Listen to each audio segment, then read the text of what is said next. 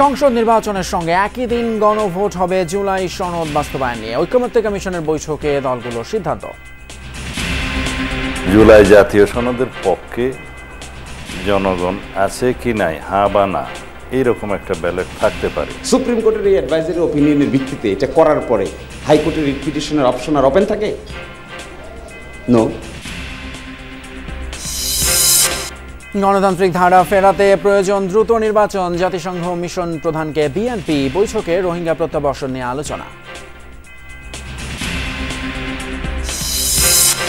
ডেঙ্গুতে 24 ঘন্টায় এবার 9 জনের মৃত্যু, হাসপাতালে ভর্তি হাজারের বেশি রোগী, সামনে আরও ভয়াবহ হতে পারে পরিস্থিতি।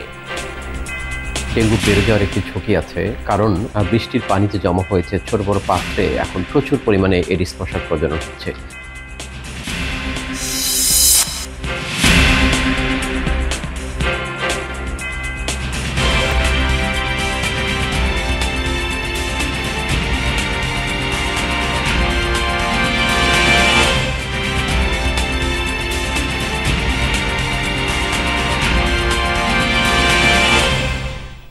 সবাইকে আমন্ত্রণ যমুনা নিউজে, আপনাদের সঙ্গে আছি আমি ফয়সাল তিতুমির। এতক্ষণ শিরোনামগুলো দেখলেন। শুরুতেই বাংলাদেশ আফগানিস্তান সিরিজ। তৃতীয় এবং শেষ টি-20তে আফগানিস্তানকে 6 উইকেটে হারিয়ে হোয়াইট ওয়াশ করেছে বাংলাদেশ।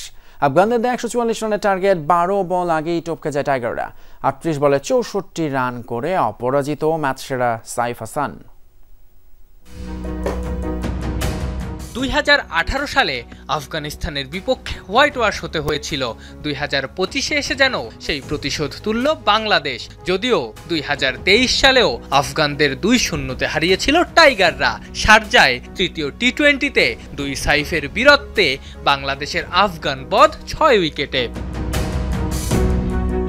144 রানের লক্ষ্যে ব্যাট করতে নেমে দলীয় 24 রানে 16 বলে 14 রান করা পারভেজ হোসেন ইমনের উইকেট হারায় বাংলাদেশ দল। 3-এ নামা সাইফ হাসানের সঙ্গে 55 রানের জুটি গড়েন ওপেনার তানজিদ হাসান তামিম।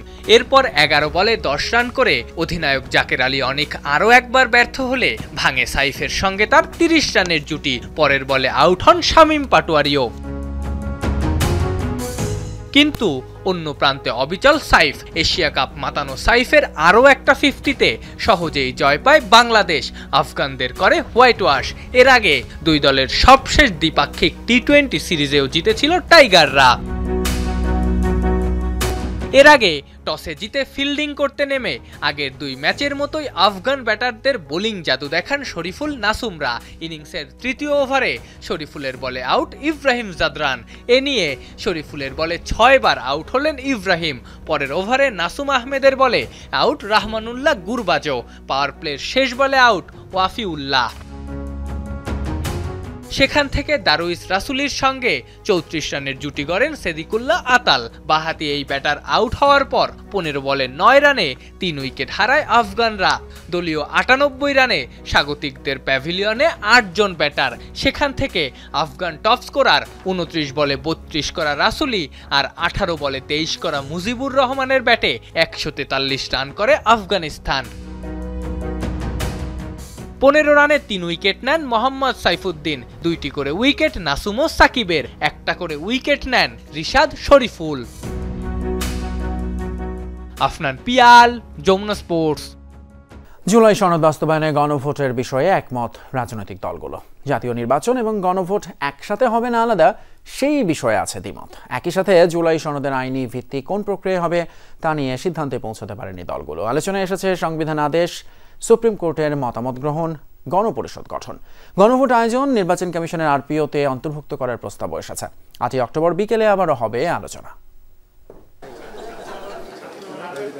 প্রায় 8 মাসের আলোচনা শেষে 84টি বিষয়ে ঐকমত্যে পৌঁছেছে দলগুলো। মৌলিক সংস্কারের 11টিতে আছে আপত্তি। সনদের খসড়াও চূড়ান্ত, কিন্তু এই সনদের বাস্তবায়ন কিভাবে হবে এই ইস্যুতে আটকে আছে কমিশনের আলোচনা।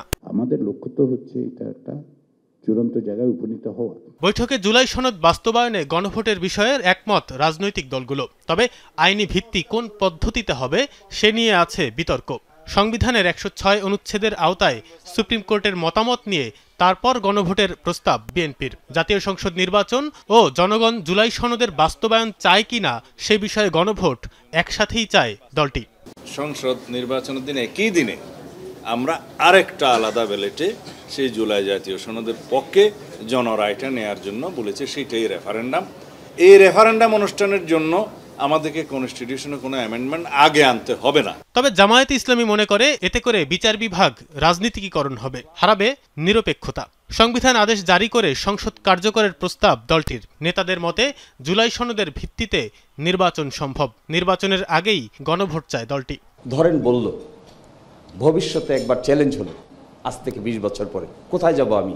হাইকোর্টে রিট পিটিশন করব। সুপ্রিম কোর্টের এই অ্যাডভাইজারি ওপিনিয়নের ভিত্তিতে এটা করার পরে হাইকোর্টের রিট পিটিশনের অপশন আর ওপেন থাকে? নো। আইনি ভিত্তি রচনার জন্য যদি গণভোটে যায় তাহলে এটা হবে সবচেয়ে পাওয়ারফুল। ইলেকশন কমিশনকে যে দায়িত্ব সরকার দেয়, আমরা মনে করি এটা জাতীয় নির্বাচনকে কোনো ধরনের ডিস্টার্ব করা ছাড়াই ওনারা নভেম্বরের এন্ডে অথবা ডিসেম্বরের মধ্যে এটা আয়োজন করতে পারেন। জাতীয় নির্বাচন তফসিলের আগে করতে পারবে। তবে অনেক দলই আইনি জটিলতায় না গিয়ে প্রধান উপদেষ্টার আদেশ জারির কথা বলেন। গণভোট আয়োজন নির্বাচন কমিশনের আরপিওতে অন্তর্ভুক্ত করার প্রস্তাবও দেয়া হয়। যেহেতু আমরা জুলাই সনদকে আইনি ভিত্তি দেওয়ার ব্যাপারে সিরিয়াস, আমাদের গণভোটে খুব বড় রিজার্ভেশন নাই, কিন্তু সেই গণভোটটা হতে হবে জুলাই সনদ বাস্তবায়ন করছে, যার মধ্যে দিয়ে সেই গণভোট হতে হবে। কনস্টিটিউয়েন্ট পাওয়ার অ্যান্ড অ্যামেন্ড পাওয়ার পেয়েছি, সেই ভিত্তিতে প্রধান উপদেষ্টা আমাদের এই জুলাই সনদটাকে উনি একটা আদেশ আকারে, অর্ডার আকারে এটা জারি করতে পারেন। এমন একটা আদেশ থাকা অথবা অধ্যাদেশ থাকা যেটার মধ্য দিয়ে আগামী সংসদকে দুটো রাজনৈতিক ক্ষমতা দেওয়া হবে। একটা হচ্ছে 5 বছর এই তারা দেশ পরিচালনার কাজ করবেন, নিয়মিত কাজ করবেন। অন্যদিকে আরেকটা হচ্ছে তারা মৌলিক সংস্কারের এখতিয়ার প্রাপ্ত হবেন।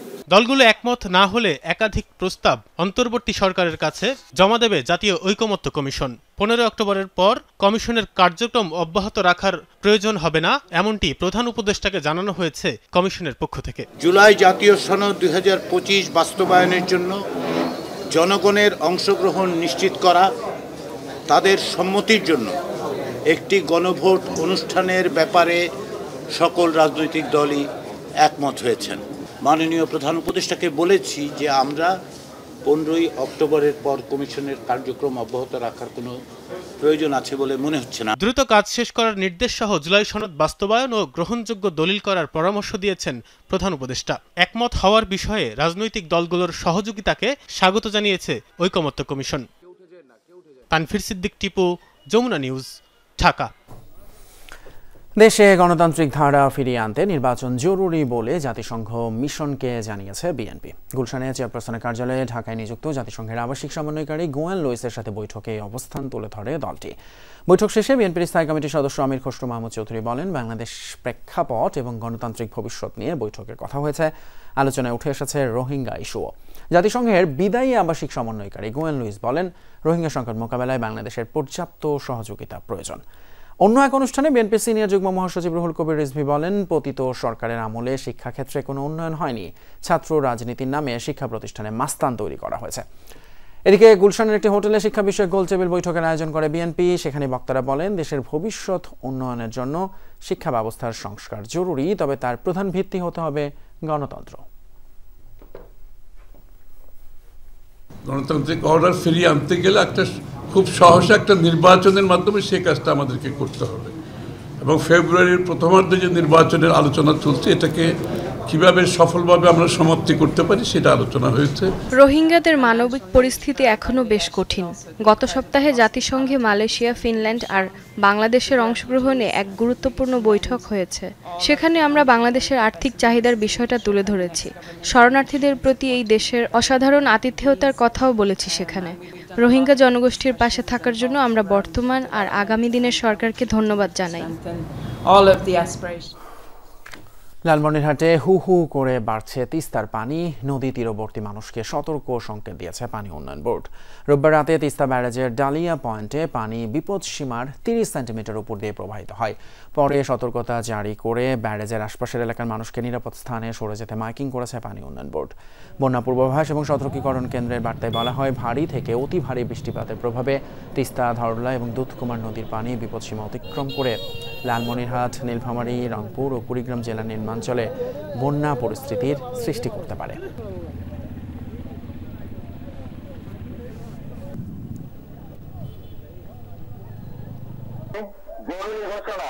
রংপুর এবং লালমনিরহাটে ঝড়ে ক্ষতিগ্রস্ত হয়েছে ১৫০০-এরও বেশি কাঁচা আধা পাকা বাড়িঘর, ভেঙে পড়েছে বহু গাছপালা, আহত হয়েছেন অন্তত ১০ জন। সঞ্চালন লাইন ক্ষতিগ্রস্ত হয় বেশ কয়েকটি গ্রাম, বিদ্যুৎ বিচ্ছিন্ন। এদিকে বজ্রপাতে ৫ জেলায় প্রাণ গেছে ৮ জনের।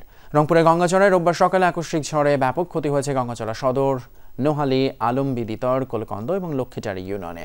সরকারি হিসেবেই ক্ষতিগ্রস্ত ১২০০-রও বেশি কাঁচা আধা পাকা বাড়িঘর। বিদ্যুৎ বিচ্ছিন্ন হয়ে পড়েছে ৫ ইউনিয়ন। ঝড় বৃষ্টিতে ক্ষতি হয়েছে ফসলেরও। ঘটনাস্থল পরিদর্শন করে পাশে থাকার আশ্বাস দিয়েছেন প্রশাসনের কর্মকর্তারা। এদিকে লালমনিরহাটের কালীগঞ্জেও ঝড়ের আঘাতে লণ্ডভণ্ড ২টি গ্রাম, ক্ষতি হয়েছে ৫ শতাধিক বাড়িঘরের, আহত হয়েছেন অন্তত ১০ জন। সড়কে গাছপালা ভেঙে পড়ে ব্যাহত হচ্ছে যান চলাচল, বিদ্যুৎ সংযোগ বিচ্ছিন্ন হয়ে পড়ায় ভোগান্তিতে বাসিন্দারা। অন্যদিকে কুমিল্লার হোমনা উপজেলার ভবানীপুর গ্রামে বজ্রপাতে মারা গেছেন ৩ জন। স্থানীয়রা জানিয়েছে উজানচর, ঘাগুটিয়া, খেয়া পারাপারের জন্য অপেক্ষায় ছিলেন তারা। ঝিনাইদহে মাঠে কাজ করার সময় বজ্রপাতে মারা যান ২ কৃষক। এছাড়া গাইবান্ধা, নওগাঁ এবং নারায়ণগঞ্জে বজ্রাঘাতে প্রাণ গেছে আরও ৩ জনের। জুলাই গণহত্যায় দল হিসেবে আওয়ামী লীগের বিরুদ্ধে অপরাধী সংগঠন হিসেবে বিচারের আনুষ্ঠানিক তদন্ত দ্রুতই শুরু হবে, জানিয়েছেন আন্তর্জাতিক অপরাধ ট্রাইব্যুনালের চিফ প্রসিকিউটর। এদিন কুষ্টিয়ায় ৬ জনকে হত্যা মামলায় মাহবুবুল আলম হানিফ সহ ৪ জনের বিরুদ্ধে আনুষ্ঠানিক অভিযোগ দাখিল করে প্রসিকিউশন। আর সিরাজগঞ্জে ৩ জনকে হত্যা মামলায় সাবেক এমপি জান্নাত আরা হেনরি সহ ৩ জনকে কারাগারে পাঠানোর আদেশ দেন ট্রাইব্যুনাল ১। এছাড়া গুমের এক মামলায় ট্রাইব্যুনালে হাজির করা হয় সাবেক সেনা কর্মকর্তা জিয়াউল হোসেনকে। চিফ প্রসিকিউটর জানিয়েছেন, গুমসহ আলোচিত বেশ কয়েকটি মামলার তদন্ত শেষ পর্যায়ে রয়েছে। এই সপ্তাহে এই তদন্ত প্রতিবেদন হাতে পাওয়ার আশা করছেন তারা।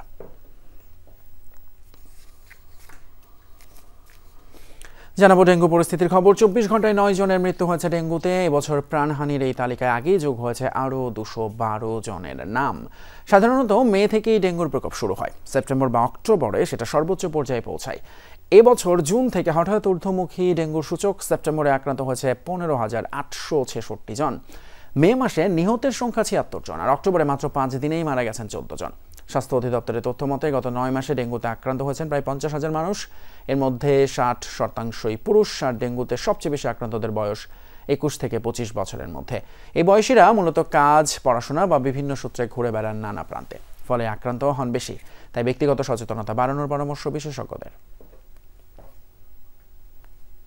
আমাদের শিক্ষা প্রতিষ্ঠান, বাসাবাড়ি, অফিস আদালত দীর্ঘ সময় বন্ধ থাকার কারণে সেগুলো এখন পূর্ণাঙ্গ মশাতে রূপান্তরিত হয়েছে। পূজার ছুটির পরে যখন মানুষজন ফিরবে, তখন এই মশাগুলো জ্যামিতিক হারে ডেঙ্গু ছড়ানোর জন্য একটি ভূমিকা পালন করবে। নির্বাচন কমিশনের আচরণে স্বেচ্ছাচারিতা স্পষ্ট।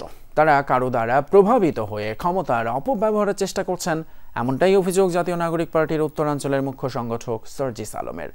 রোববার বিকেলে পঞ্চগড়ের শেরি বাংলা পার্কে বিভিন্ন এলাকার মসজিদ কমিটির সাথে মতবিনিময় সভা শেষেই অভিযোগ করেন তিনি। এ সময় সার্জিস বলেন, নির্বাচন কমিশনের এমন আচরণ রাজনৈতিকভাবে মোকাবেলার প্রয়োজন হলে সেটিই করবে এনসিপি। যেসব প্রতীক মানুষের কাছে হাস্যকর, সেসব কিভাবে নির্বাচন কমিশনের প্রতীকের তালিকায় থাকে, এই বিষয়ে প্রশ্ন তোলেন তিনি। প্রতিবেশী রাষ্ট্র হিসেবে ভারতের কাছ থেকে ভ্রাতৃত্বের আচরণ প্রত্যাশার কথাও জানান এই এনসিপি নেতা।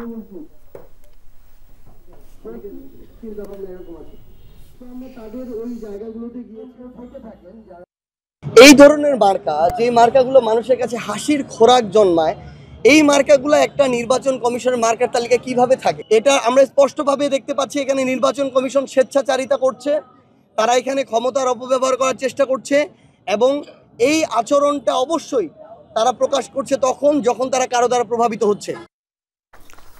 শিক্ষা মন্ত্রণালয়ে দুর্নীতি অনিয়মের শ্বেতপত্র প্রস্তুতের কাজ চলছে বলে জানিয়েছেন শিক্ষা উপদেষ্টা অধ্যাপক CR আবরার। বলেন, এই শ্বেতপত্রেই উঠে আসবে বিগত সরকারের সময়ে অপ্রয়োজনীয় শিক্ষা প্রতিষ্ঠান নির্মাণ, শিক্ষক নিয়োগে দুর্নীতি, এমপিও করতে দলীয় বিবেচনা এবং আর্থিক অনিয়মের সব বিষয়। সকালে রাজধানীর ওসমানী মিলনায়তনে বিশ্ব শিক্ষক দিবসের অনুষ্ঠানে এসব জানান তিনি। শিক্ষা উপদেষ্টা বলেন, দেশের শিক্ষা ব্যবস্থাকে মানসম্মত করতে কাজ চলছে। দুর্নীতি ঠেকাতে মন্ত্রণালয়ের বিভিন্ন গুরুত্বপূর্ণ পদে উন্মুক্ত দরখাস্তের মাধ্যমে নিয়োগ দেওয়া হবে। দ্রুত প্রকাশ করা হবে শিক্ষা মন্ত্রণালয়ের শ্বেতপত্র। প্রাথমিক এবং গণশিক্ষা উপদেষ্টা বলেন, মুখে সম্মান করলেও চাকরির গ্রেড অনুযায়ী শিক্ষকদের মর্যাদা নির্ধারণ করেন আমলাসহ সবাই। জানান, সরকারি কলেজের অধ্যাপকের গ্রেডও যুগ্ম সচিবের নিচে। প্রাথমিক শিক্ষকদের অবস্থা আরও করুন, যা শিক্ষা ব্যবস্থাকে ব্যাহত করে। বিশ্ববিদ্যালয়ের মঞ্জুরি কমিশনের চেয়ারম্যান বলেন, মেধাবীদের শিক্ষকতায় আনতে উদ্যোগ নেওয়ার কথা জানান তিনি। কর্তৃত্ববাদী ওই সরকার তা দমনের বদলে উৎসাহ দিয়ে গেছে ক্রমাগত। শিক্ষা মন্ত্রণালয় এই সকল দুর্নীতি শ্বেতপত্র প্রকাশ করতে চায়। কারিগরি সচিবের নেতৃত্বে এই কাজ চলমান রয়েছে। আপনাদের প্রতি উদাত্ত আহ্বান জানাই, তথ্য উপাত্ত দিয়ে আমাদের সহযোগিতা করুন। রাজধানীর ক্যান্টনমেন্ট থানার মানিকদি নামাপাড়া এলাকায় সাংবাদিক পরিচয়ে চাঁদা দাবি করে ব্যর্থ হলে ঠিকাদারের বাসায় গিয়ে গুলি ছুড়েছে এক ব্যক্তি। ঘটনার পরপরই সেনাবাহিনী এবং পুলিশ সদস্যরা অস্ত্রসহ তাকে আটক করেন। রাতে ক্যান্টনমেন্ট থানা ক্যাম্পের মেজর বজরুল রশিদ জানিয়েছেন, সকালে বোরকা পরে সাংবাদিক পরিচয়ে মানিকদির ঠিকাদার আব্দুর রবের বাসায় যায় আনোয়ার হোসেন বুলবুল এবং তার 2 সহযোগী। 15 লাখ টাকা দাবি করে ব্যর্থ হলে বুলবুল পিস্তল থেকে গুলি ছড়ে। মেজর রশিদ আরও জানান, আকস্মিক গুলির শব্দে স্থানীয়রা ছুটে গিয়ে বুলবুলকে অস্ত্রসহ ধরে ফেলে। খবর পেয়ে সেনা এবং পুলিশের যৌথ দল ঘটনাস্থলে গিয়ে তাকে গ্রেপ্তার করে। প্রাথমিক জিজ্ঞাসাবাদে বুলবুল জানিয়েছে, কুখ্যাত অপরাধী কিলার আব্বাসের হয়ে কাজ করে সে, তবে এ বিষয়ে এখনও কোনো প্রমাণ মেলেনি। অস্ত্র, মাদক এবং চাঁদাবাজির মামলায় এর আগেও অন্তত 8 বার গ্রেপ্তার হয়েছিল বুলবুল। ঘটনায় জড়িত অন্যদের ধরতে অভিযান অব্যাহত।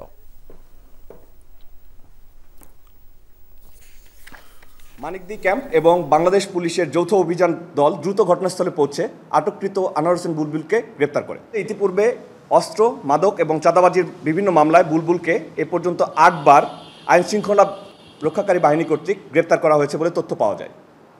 গ্রেপ্তারকৃত ব্যক্তির সাথে জড়িত অন্যান্য অপরাধীদের গ্রেপ্তার করতে গোয়েন্দা কার্যক্রম চলমান রয়েছে। আজ অনুষ্ঠিত হতে যাচ্ছে বাংলাদেশ ক্রিকেট বোর্ডের আলোচিত নির্বাচন, যেখানে 23 পরিচালক পদে নির্বাচনে ভোট দেবেন 191 জন কাউন্সিলর। রাজধানীর একটি 5 তারকা হোটেলে সকাল 10টায় ভোট গ্রহণ শুরু হয়ে চলবে বিকেল 4টা পর্যন্ত। সন্ধ্যার পরই আনুষ্ঠানিকভাবে জানা যাবে 25 পরিচালকের নাম। এরপর সেই পরিচালকদের ভোটে রাতেই নির্বাচিত হবেন পরবর্তী বোর্ড সভাপতি। ক্যাটাগরি 2 বা ক্লাব থেকে শেষ মুহূর্তে সরে দাঁড়িয়েছেন লুৎফর রহমান বাদল এবং মেজর ইমরোজ। ক্যাটাগরি 3 থেকে প্রার্থী আছেন মোট 2 জন। বিশ্ববিদ্যালয় কোটা থেকে দেবব্রত পাল এবং সাবেক ক্রিকেটার হিসেবে আসা খালেদ মাসুদ পাইলটের একজন আসবেন নতুন বোর্ডে। 23 পদে বর্তমানে প্রার্থী মোট 29 জন। সংখ্যায় বেশি না হলেও প্রার্থীদের ব্যানারে ফুটিয়ে তোলার চেষ্টা বিসিবি নির্বাচনের আবহই ফুটিয়ে তুলেছে। বিসিবি নির্বাচনে বাধা নেই, অংশ নিতে পারবে 15 ক্লাব। পাশাপাশি অ্যাডহক কমিটি থেকে বিসিবি সভাপতি আমিনুল ইসলাম বুলবুলের চিঠি বৈধ বলে জানিয়েছেন চেম্বার আদালত। আর নির্বাচন ইস্যুতে হাইকোর্টের আদেশ স্থগিতই থাকছে। আজ রোববার আপিল বিভাগের বিচারপতি ফরা মাহবুবে আদেশ দেন, তবে রিটকারী আইনজীবীর দাবি নির্বাচন হয়ে গেলেও সেই নির্বাচন হবে প্রশ্নবিদ্ধ। সবকিছু যথেষ্ট স্বচ্ছভাবে হয়েছে এবং 15টি ক্লাব আজকে সিএমপি ফাইল করেছে, ওইখানেও আমরা অ্যাপিয়ার করেছিলাম। কোর্টকে আমরা সাবমিশন রেখেছি যে আমরা কোনোভাবেই নির্বাচনকে বাধাগ্রস্ত করতে চাই না। যে সমস্ত মামলাগুলো হাইকোর্টে এখন চূড়ান্ত নিষ্পত্তির অপেক্ষায় রয়েছে, সেগুলো নিষ্পত্তি যে পক্ষেই যাক না কেন, এই নির্বাচন প্রশ্নবিদ্ধ হবে। ক্রিকেট বোর্ড যেটা গঠন করা হবে সেটা প্রশ্নবিদ্ধ হবে। দর্শক, এই ছিল আমাদের এখনকার মতো যমুনা নিউজের আয়োজন। এতক্ষণ সাথে থাকার জন্য ধন্যবাদ আপনাদের সবাইকে।